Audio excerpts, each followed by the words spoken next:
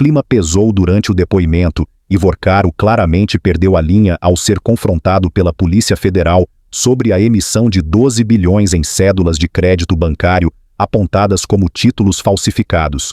Em vez de responder de forma objetiva, ele tentou desviar o foco, repetindo que não houve crime, porque, segundo ele, não existiu prejuízo e a operação não teria sido concluída. Só que a própria fala confirma que o dinheiro entrou, houve troca de ativos e o banco recebeu liquidez real.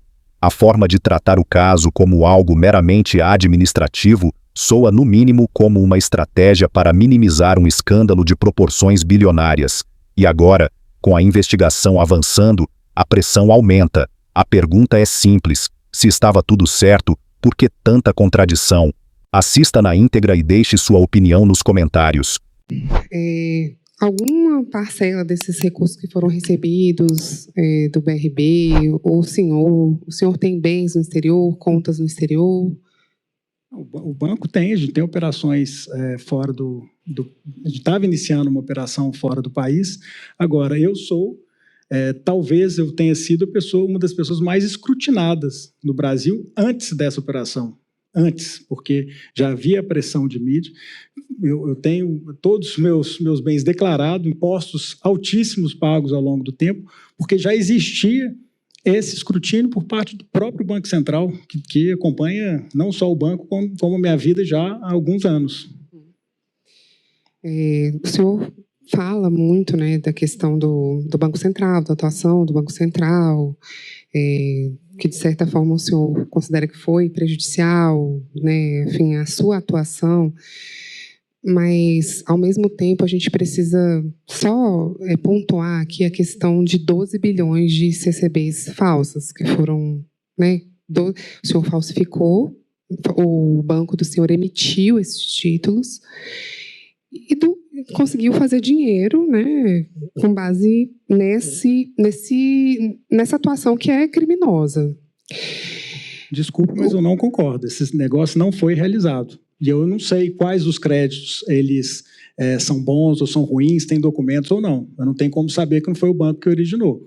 E o negócio não foi realizado ao final. Então, não existiu ação criminosa minha em nenhum momento e nem do banco. Pelo contrário. A obtenção da vantagem não é... Se existisse alguma ação criminosa, o banco tinha que ter tido alguma vantagem e alguém tinha que ter tido algum prejuízo, que não aconteceu. Mas as CCBs foram emitidas, o senhor imprimiu, porque tem no nosso processo. As CCBs, elas existem. Desculpa, mas a doutora está focada num ponto que é um ponto operacional do processo. Para você trazer um crédito para dentro de uma instituição financeira, tem um rito. E esse rito, parte desse rito é a emissão de uma CCB. Agora, tanto o negócio não foi concretizado que a gente não registrou nem o prêmio. Eu poderia ter registrado o prêmio da operação da venda para o BRB. Como a gente tinha um contrato que dependia ainda de ser performado, a gente deixou ele numa conta transitória. Eu poderia ter registrado o prêmio, eu poderia ter cobrado de clientes. A gente não teve nenhuma vantagem com o negócio porque ao final. Essa conta que o senhor mostrou para mim não é a conta do prêmio. A conta que tem aqui é a conta dos pagamentos a terreno. Mas o prêmio também estava na conta transitória. Ele não foi registrado o prêmio no balanço do banco. Ele estava na conta transitória também. Então, ou seja, o banco não teve nenhuma vantagem com esse negócio. Ao longo do tempo, ficou o dinheiro na conta escrow e depois a gente vendeu outros ativos, a não ser ter vendido os outros ativos depois para o BRB. O dinheiro que o senhor recebeu não ajudou o senhor nessa questão financeira a pagar seus compromissos? Mas a gente cedeu os nossos ativos a preço justo, inclusive com deságio. Os ativos que a gente vendeu mesmo foi essa carteira. Por isso que eu tenho que discordar quando a senhora diz que a gente fez um ato ilícito, que não teve ato ilícito. A transação não ocorreu no final. E é por isso que a gente podia ter evitado isso aqui tudo. A transação não aconteceu. Para um crime ou para uma fraude acontecer, alguém tem que ter vantagem e outro tem que ter prejuízo. Nesse caso, o BRB não teve prejuízo, nenhum cliente teve prejuízo e o Banco Master não teve vantagem nesse negócio. Então, se o cara fez algum processo formal errado, se emitiu a CCB, se fez não sei o quê, são coisas administrativas que o Banco Central poderia ter tratado. Não precisava da gente estar aqui. O senhor acabou de falar aqui que o senhor precisava de dinheiro para pagar os seus vencimentos. Precisava, então, o dinheiro, e conseguia. os 12 bilhões não ajudou o senhor? Os 12 bilhões não ajudaram o Claro, senhor? mas a gente vendeu ativos nossos. Eu vendi carteira, como a senhora disse, do Will. Eu vendi outros ativos, alguns inclusive com deságio. E não só esse, eu vendi ativos pessoais nos últimos 6 meses. Eu fiz todo tipo de esforço para conseguir colocar o dinheiro no banco e honrar compromisso com investidores. Isso não tem nada de errado, pelo contrário. É uma gestão compromissada com o sistema financeiro e com os investidores.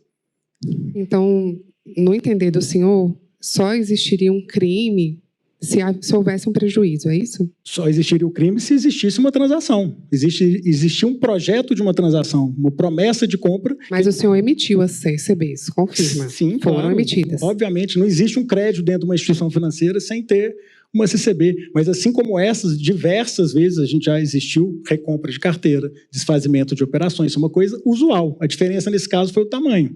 Mas isso não é fora do usual. Caro, só para deixar claro algumas coisas, especialmente para quem não é do sistema financeiro. O senhor afirmou várias vezes que não houve operação. Em outros momentos, o senhor reconhece que houve uma operação em que o banco recebeu 12 bilhões. Inicialmente, por esses 12 bilhões, cedia créditos com a liquidez maior, que eram os consignados. Esses créditos, depois, o senhor diz em algum momento que alguma parte foi devolvida, inclusive o dinheiro para o Banco BRB, mas o BRB depois usou esse mesmo recurso para comprar outros créditos. Esses outros ativos com uma liquidez totalmente diferente dos primeiros que o senhor negociou com o BRB, estou correto? Correto. Outra liquidez e outro resultado também. Exato. Então, nós estamos falando Então, operação houve. Houve, não com esse, quando eu falo que não houve operação, foi operação com essas carteiras. Ok. Elas não foram concluídas. Essas Houve carteiras elas operação. chegaram a ser vendidas e, por problemas vários, foram trocadas por títulos, por ativos. Outro tipo de ativo. Outro tipo de ativo, com outro tipo de liquidez, muito menor liquidez do que a inicial. Aí é variado, porque você tem carteiras lá do Will, por exemplo, que tem a liquidez anterior à do consignado e outras posteriores. Proporcionalmente de quanto nós estamos falando, com maior liquidez ou menor liquidez? Eu não vou me recordar na proporção, mas eu sei que todas elas precificadas. E lembrando, todos esses ativos, não é que o BRB não tinha um interesse, ele já fazia parte de um negócio, de uma transação entre as duas instituições. O senhor participou de uma negociação em que o BRB compraria 58% do Master e, obviamente, isso envolveu todo um conjunto de due diligências recíprocas. Correto. Certo? O senhor sabia quem ia comprar e o BRB deveria saber quem estava comprando. Exatamente. O que estava comprando. O índice de liquidez do BRB, nesse momento, olhando as regras de Basileia, ele era compatível com essa mudança de liquidez da carteira nova de ativos? Eu não consigo responder especificamente pelo BRB, mas eu acredito que sim. Pelo que eu entendi, pelo que eu vi da gestão ali do BRB durante todo esse período, uma gestão responsável. Eu conhecia que o índice de liquidez do BRB, em termos de Basileia, era muito próximo do prudencial. Ele estava flertando bastante ali com um problema de liquidez. Isso era um dado que o senhor tinha conhecimento? Para te falar a verdade, não. Na verdade, O senhor estava vendendo uma parcela significativa do seu patrimônio a um banco que corria o risco. Na verdade, eu imagino que na due diligência, uma das coisas que você iria olhar, bom, esse banco tem risco de liquidez? Eu não fiz a diligência no BRB. O BRB fez a diligência no Master, porque era uma aquisição. Estava vendendo 58%. Mas eu tinha informações, obviamente, informações do banco, elas são de bancos, elas são, inclusive, abertas. No meu entendimento, a questão da liquidez no BRB sempre foi um ponto positivo, porque ele sempre acessou tipos de captação que o Master não tinha possibilidade, que é de prefeituras, estados, depósito judicial, um fundo que não era vinculado a plataformas de FGC. Então, sempre foi, no meu entendimento, inclusive nas conversas que eu tinha técnicas com a própria diretoria, isso era um ponto positivo do BRB, a capacidade de trazer captações novas para dentro do banco. Então, só para deixarmos claro, a operação existiu. Sim. O BRB efetivamente deu liquidez ao Master em algum momento com 12 bilhões e o Master trocou os bens que vendeu ao BRB no meio do caminho e esses bens eram de liquidez distintas. Distintas e que, no meu entendimento, gerou resultados para o próprio BRB ao longo desse ano. O fato é que, independentemente do discurso, o caso segue levantando dúvidas graves. Quando falamos de bilhões em títulos questionados, não dá para tratar como simples detalhe administrativo. A investigação agora precisa esclarecer, com documentos e provas, quem autorizou, quem se beneficiou e qual foi o real impacto dessa operação.